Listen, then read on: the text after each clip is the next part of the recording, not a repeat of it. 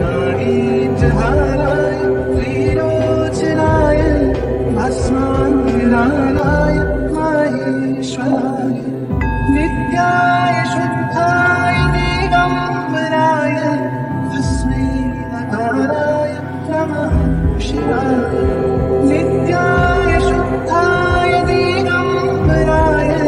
तस्मै नकाराय नमः शिवाय मन्दाकिनी सहि चन्दनचर्चिताय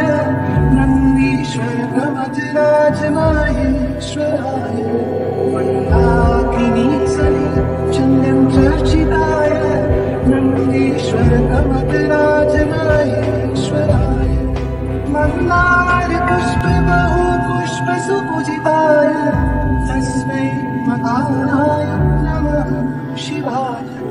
मन्दार पुष्प बहु पुष्प सुपूजिताय तस्मै मकाराय नमः शिवाय शिवाय गौरी वदनाब्जविन्द सूर्याय दक्षाधरनाशिताय शिवाय गौरी वदनाब्जविन्द सूर्याय दक्षाधरनाशिताय श्रीनीलकण्ठाय वृषध्वजाय तस्मै शिखाय नमः शिवाय